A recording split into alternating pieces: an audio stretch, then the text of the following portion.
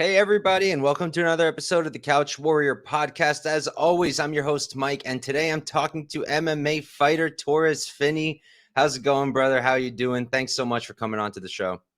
How you doing today, Mike? Man, I'm happy to be on here today, brother. Thank you for giving me the opportunity, and I'm happy and blessed to be on here, man. Just got done training, so happy to talk to you, brother. Nice, nice. Where are you training now? I train at Agogi Combatives here in Chattanooga, Tennessee. I did just come back from a training trip last week. Um, uh, Famously known Dwayne Ludwig at Bang Muay Thai, and so had some really good training out there. But yes, I'm back at home, back training. Yes, sir. Nice, nice. So I wanted to start from the beginning, just get an idea of how you got into MMA. So I know you wrestled in high school. You were a state champ twice. Was that how you got started, or what made you want to transition into mixed martial arts? Well, it's funny. Around that time, I used to have a lot of people always telling me, "Man, the way you wrestle, I think it'd be really good. The way you wrestle would be really good for MMA."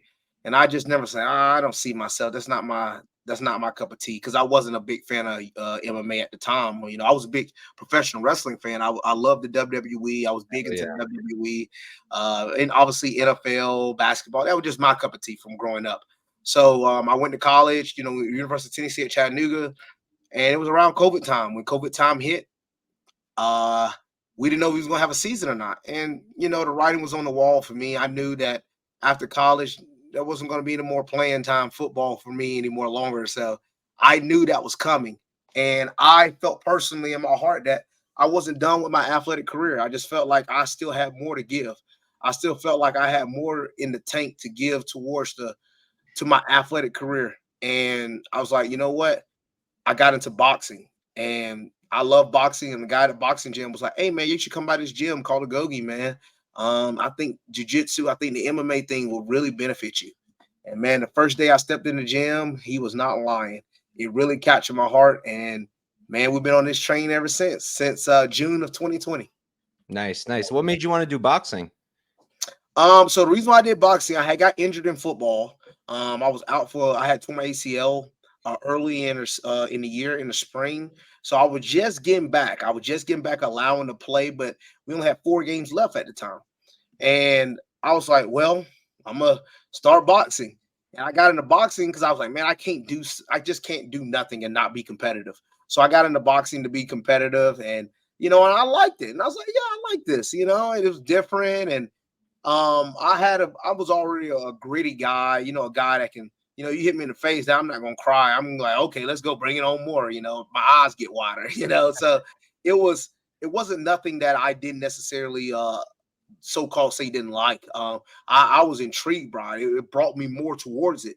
And boxing was something that really got me started on this path. I only did it for about 3 to 4 months, and then COVID hit, and I went back home. And I remember when I went back home, my hometown is Macon, Georgia, and I was at my grandparents' house, and every single day from during COVID time, you couldn't go nowhere, so you just stay in the house. Every single day, all I would do was just get on YouTube and watch UFC fights. I watched them all. I watched UFC fights. I watched Bellator fights. I watched it. Anything with dealing with MMA, I watched it all, and I just grasped it, man. I really did. I was watching it, how to learn how to throw kicks and punches as an MMA fighter on YouTube, and I'm You like, were learning man, on YouTube? that was. And I knew when I was coming back to Chattanooga that I was going to eventually start going back to Agogi when I came back for the final college season, which we didn't have. We only had 1 game, but it was really beneficial. When you started watching the fights, was there like a specific fight that got you into it? I'm gonna tell you this. So freshman year of college, it was 2016, 2017 year. I did go with some friends. We went to Buffalo Wild Wings. This is when McGregor fought Nate Diaz the second time. Yeah, he fought him the second time. We watched that whole main card. That's the same card that Anthony Johnson had knocked out Glover Teixeira in that fast. It was a fast knockout. And I watched the McGregor and Diaz. And then McGregor, I was like, man, this McGregor guy, man, this is interesting. And to be honest, he pulled me into it, and I stayed intrigued. I basically just following a lot of McGregor. I watched this Eddie Alvarez fight, which was phenomenal. Obviously, I Mhm. watched the Floyd fight. I watched the Habib fight. I mean, I was a casual. I'll tell anybody, I was a casual straight up. I would just only watch Conor McGregor. And then when I got into it, I started one of the first guys I did watch was Khabib. You know, because I saw how Khabib had beat Conor, and I was like, man, he's undefeated. What does he bring to the table? So I watched a lot of Khabib. I watched a lot of John Jones. Watched a lot of DC, George St. Pierre, a lot of those guys. And then during that COVID time, I was watching all those COVID cards. You know, Justin Gaethje and Ferguson, and Big fight. big fight, Dan Hooker and Poirier. So I'm remembering all of these fights at this time, and I'm like, man, this is awesome, you know. And it was pulling me in, and I instantly became an MMA fan, man. I was like, yeah, this is awesome, you know. And it hooked me on the Usman versus Gilbert Burns fight. You know, it was just a lot of different fights that during that COVID time that really hooked me on, and I was like, yeah, this is something I want to do. When was your first fight? The first fight you had? My first fight was October 20th. I'll never forget it. We had a scrimmage that day. I played a football scrimmage that day. I played over 60 plays. Man, a brother was tired. And then after practice, coach got mad at us because he didn't like how we finished the scrimmage. So he made us run 12 100-yard sprints. I'll never forget that day. So I'm going back to the locker. My coach takes me up to Knoxville. It's about an hour and a half drive from Chattanooga.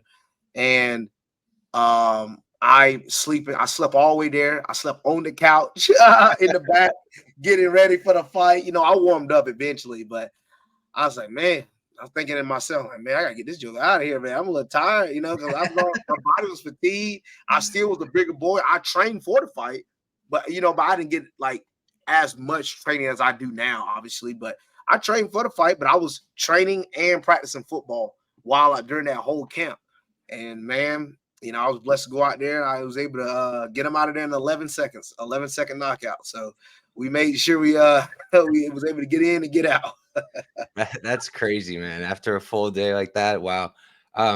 So then you got the call up for the Contender Series pretty quickly. You were only pro for what, like 2-3 years before that, right? Yes, I was only a pro for 2 years. Yep. Wow. My first professional year was in 2022, and then my second year was obviously last year. So I was only a pro for 2 years. My first professional fight was in February, and I just just stayed on the path, stayed on the trail. Management team assigned with first round management. My agent Ray Horner, who's been a blessing to me ever since day one. I mean, he recruited me since I was an amateur, man. Wow, 2-fight amateur, he recruited me, and Nice. they was in talks with the UFC from the beginning. From like after my fourth professional fight, I fought a guy named Ivan Batnich, who was 5-1 on Icon. I fought on Jorge Masvidal's Icon show twice, and I got a finish in back-to-back outings. And I was getting some eyes and some recognition, and there was like, we want to see this. And then time went on, and I fought in Nashville last year in August, right before the UFC Nashville card, and some of the representatives of the UFC saw my fight and stuff. And literally the next morning, I get a call. And it's like, what you doing on October 11th? And I'm like, I know exactly what date that is, and I knew it was a Contender Series. So it was the last week of the Contender Series. So I was blessed and able to go and get that call, man. I'm excited. I was excited. What was that like? Like so early in your career, and like, where were you? Were you just like chilling at home? So it was the day after the fight. We had just left our Airbnb. We was heading back. Me and my sponsor and some of my teammates. He has this bus, and it's actually on my YouTube channel. Just type in Torrez Finney, but you'll see my reaction to like the whole fight week with me, and then you'll see the reaction of like me getting the call. So we're riding. Agent calls. And I'm thinking he calling because he left something, because he stayed with me at the Airbnb. He always comes to me anytime I fight. And he called me. He said, "Hey, Finney, what you doing on October 11th?" I'm like, October 11th? I know what day that is, because I had already known all the contenders dates. And I said, I know what day that is. Don't tell me what you're trying to tell me. And he told me, man, he's like, you got a call. You're going to fight. He told me the opponent. I was like, let's go. I knew exactly, I didn't necessarily have an encounterment, but I was offered him Yuri Panfarov early in the year, but in March, and I wanted to fight him, but I was like, let's fight closer to my weight class, because I had heard, there was some talks of his agent telling my agent that he was eventually going to come down. But I was like, okay, well, let's go in and fight at 85, or let's fight at 195. But it was like, no, let's do this fight at 205. He's fighting at 205. And, just being smart on the regionals, it wasn't smart for me to go and fight 205 when I'm one fight away from getting a call. So, Mhm. it just wasn't smart at the time. But it got to the point of Contender Series, there was no choice. We both were fighting at 185. So, it all worked out in itself. And yeah, I knew exactly who the opponent was, and I was excited for it.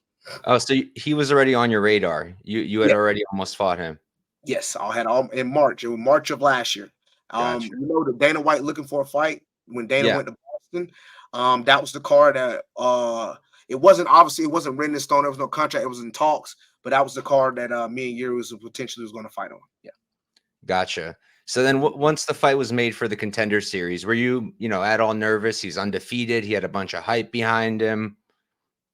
No. So I come from a football background, and then obviously I also come from a wrestling background. So I have went against the undefeateds before. I've went against like my junior year in wrestling, my first state title. I went against a guy that was back-to-back state champion, undefeated. He had literally just beat me the week before at sectionals. He beat me 11-9 on the scorecards. And everything was all in his favor. They had already basically given him a state championship. Oh, he's gonna win a third, and I beat him in overtime. And when you have those moments in life when you overcome adversity, especially at a young age, you see those type of moments. Like even in football, we beat the number one team in the state.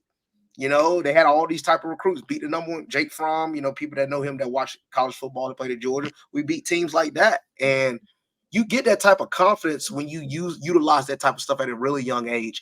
So his record and his, him never lose as an amateur or a pro, that really didn't phase me as much because I also looked at some of the competition that he went against, and I felt like I had fought harder competition going into that fight.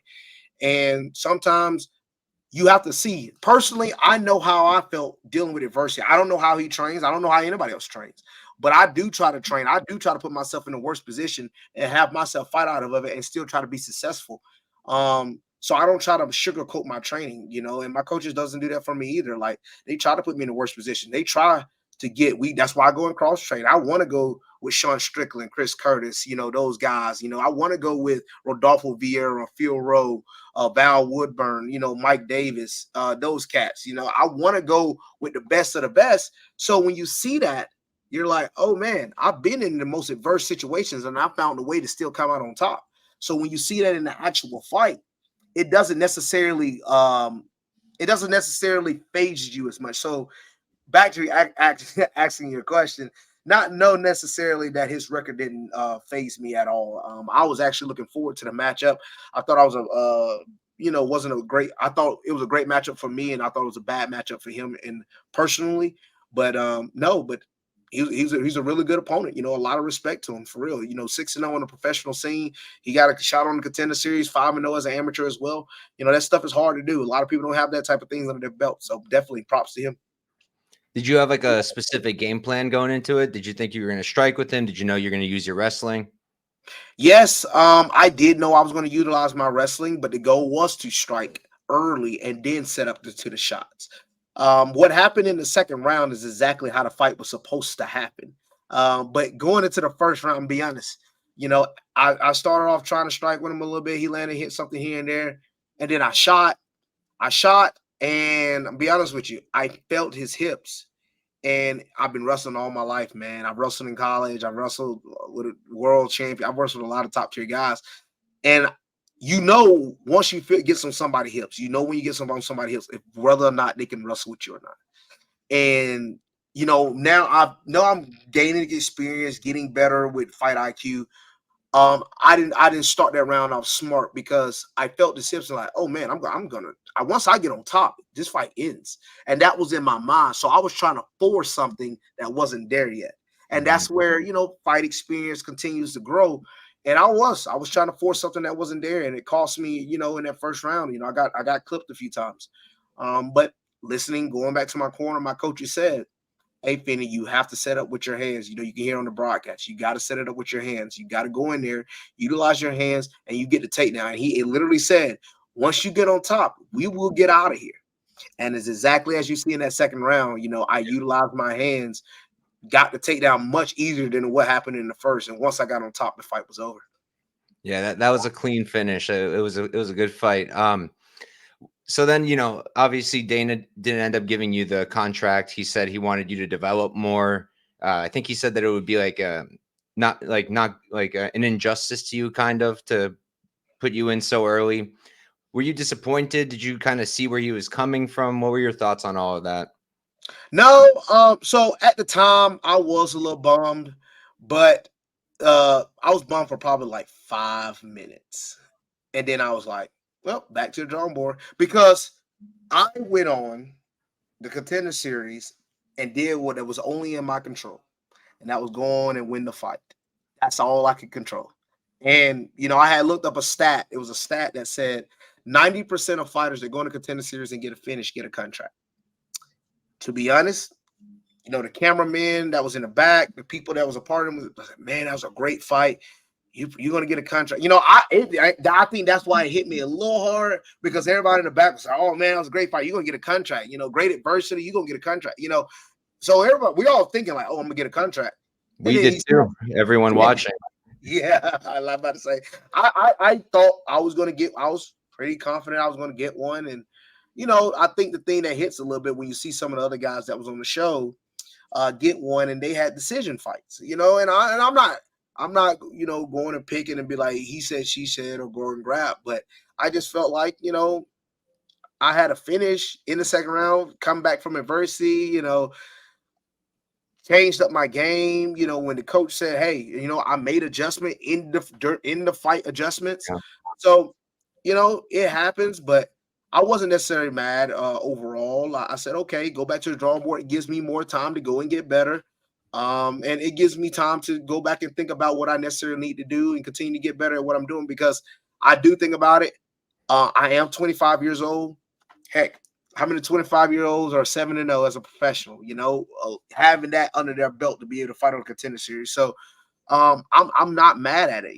I just know I can continue to keep getting better. But no, I wasn't mad at that necessarily. I know I definitely need to get better. Management team, they talk with Mick Maynard, and I had a sponsor that had opportunities to talk with Dana White himself. And we got some words. He was like, he just feel like he don't want to put me in necessarily to where I can go on a skid, get put out, and it become that much more harder to make it back in.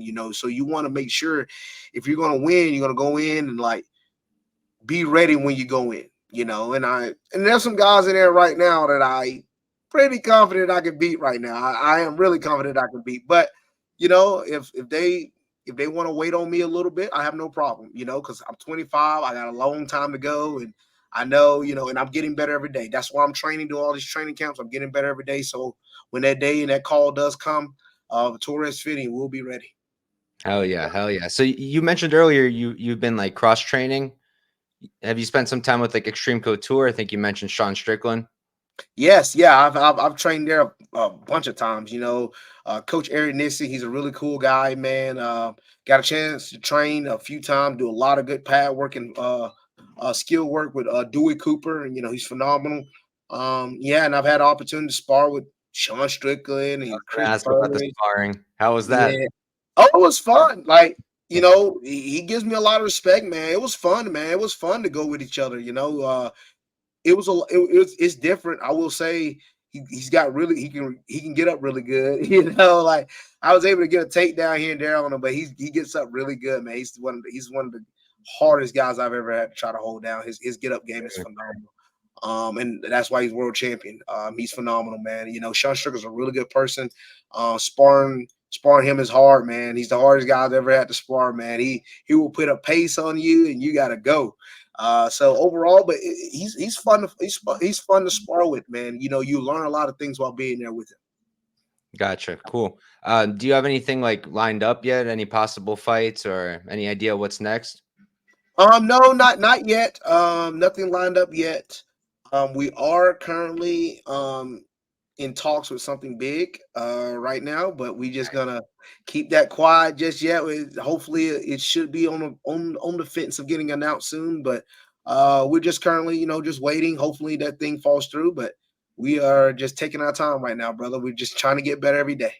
Yeah, I mean, I gotta think you're like one finish away from either another Contender Series or a short notice replacement, Mhm. which would be very cool. Yeah, that would be. That would be. Do you have any like specific opponents in the UFC you'd want first? That I would want first. Interesting. Never thought about that. Um, well, for a first fight, um, who's the guy that Bo Nickel fought first? I can't think of his name from North Uh, Carolina. Oh in my the god. UFC? In the UFC. It was his first pro debut. Oh my Was it god. was that Woodburn? No, that was his second. It was the first one. The guy he had an arm choke. The one they said he did a nut shot to. Pickett. Jamie Pickett. Yeah, I think that's a good first fight in the UFC, for me. I think Jamie Pickett would be a really good first fight. So I think I would like that matchup overall. Yeah, that's a really good one. I'd watch that one Yeah. happily. Happily. Yeah. Yeah. I think that's a good first fight. Him or Cody Brundage, like I know he's about to fight Bo Nickel, but I like that matchup for myself as well, So, that's a few that I feel like I literally can, really beat right now. But we just take our time and continue to keep getting better. Makes sense. Yeah, makes sense. You got a really good attitude, man. You really good mindset. So Think thank you, bro. think it's gonna pay off for you. So before we wrap up, you got any predictions on this card coming up with the main I, event? I do know Ortega is fighting against Yair. That's gonna be a really good fight. I know Ortega is what? He is 2 years removed since he fought, something like that. I think it's been about 2 years. Yeah, Who did he get hurt against? Was it Arnold Allen he it got was hurt against? Jair. It was Jair, so it's the Yeah, rematch. it was Okay, like a well, arm bar situation, kind of. that's right. That's right. That's right. So this is gonna be fun to see. This is gonna be fun. It's in Mexico, so obviously Jair's the home favorite. He's gonna have the crowd behind him and everything. Yair is just coming off of that beat down against Volk. That's a tough fight. Obviously, the champion at the time, so he came off a really good fight. Man, 2 years removed. Yair has been active at least. I'm gonna have to go Yair in that one. I don't know if he finishes Ortega because Ortega has never been finished. Obviously besides that Mhm. injury against Yair, but he's never been finished. I don't think Yair is going to be the guy to do it. I think it's going to be a good fight back and forth and going to be really competitive. But I think Yair edges it out. Nice, nice. What did you think of that Volkanovski fight last weekend? Bro, I told people so about 2 years ago because me and Toria both signed with the same management company. Oh, I okay. seen Toria train once. I seen him hit pads and I seen him flow on the ground. It's the most beautiful thing you ever seen in your life. And I told people, I said that boy different. He's special. I'm gonna be honest with you. I didn't see him becoming champion this fast. This man just became champion in 6 fights.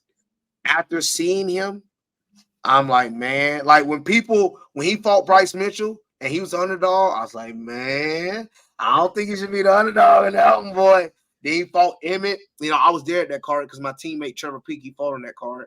Oh, And nice. in Jacksonville, and I saw Topuria fight Emmett, and I mean, he literally 50-42 the guy. Like, that's crazy. He had a 10-7 round. Like, it was just phenomenal to watch.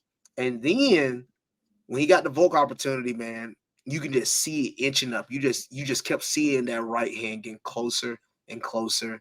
And man, I did. I said he's gonna knock Volkanovski out. I picked it. I predicted. I didn't know what round, but I did predict him to knock him out. And I just didn't think I was also at the Abu Dhabi card when Volk fought Islam. I saw the head kick, and I'm like, you can't recover that fast, man. You got to get that brain time to heal. Like, it's not like you're going against a Yair or Ortega. Not saying those guys don't punch hard per se, but those guys ain't got the power like Topuria. And if you're going against another power striker after you just KO'd, it's not gonna be helpful. It's not gonna be the favor is not gonna be the odds are not gonna be in your favor. And Topuria definitely took advantage of it, man. What a knockout. And What a congratulations to the champ. Yeah, it was Yeah, beautiful. that was so crazy, man. I'm a huge Topuria fan, but I was like, I don't know if he's beating Volk just yet. And then Yeah. exactly how he called it, pretty much. Yeah, I mean, his combinations from his hooks to the head, back to the body, back up to the head are phenomenal. He has a very boxing-esque stance, and he doesn't throw many leg kicks. His low kicks, he throws maybe calf kicks at best, but he would never throw. You'll never see him throw a head kick. You'll never see him throw a body kick. Everything would be calf kicks. He's in his boxing stance. He moves, and what people forget, he was a wrestler first. He was Mhm. subbing guys, and he's a black belt in jiu-jitsu. He was subbing everybody his first few fights. His first fight in UFC, even though it was on short notice, just taking guys down the whole fight, beating them up. And then he had about a year off. Then he had got his boxing. He had a year about just boxing. Then his son Gun fought Ron Hall. We saw what happened to Ron Hall. And we saw what happened to Damon John Jackson. Herbert. Oh, Yeah. and John Herbert too. John Herbert. Yeah. Then obviously, Bryce and then Emmett. And there's the other guy, the Jackson guy. Yeah. Like he started just knocking guys out like crazy. You're like, oh, freak. This man got grabbed by the head striking. Y'all in trouble. So yeah, it was beautiful. Yeah, nice. So, all right, man, that's all I got for you. But thanks for coming on. Before we hop off, do you have anything you want to plug real quick? I think you mentioned a YouTube. Yes. Well, yeah. Anybody definitely. Any support definitely. You can go onto my YouTube channel, Torrez Finney. Type my name in. It's definitely right there. My Instagram is Punisher Torrez at Punisher Torrez PUNISHERTORREZ. Punisher Torrez. That's on basically all social media accounts. Twitter, Snapchat, Instagram, Facebook. You name it, it's there. And I want to thank everybody for all the support.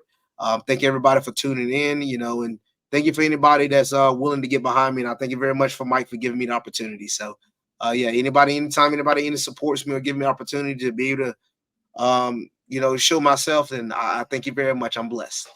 Oh yeah, man. Thanks for coming on. And I'm really looking forward to you finally being in the UFC. It's going to happen. It's going to happen. Sir. Yes, sir. It will. Thank you very much, brother. All right, man. Have a good one. You too.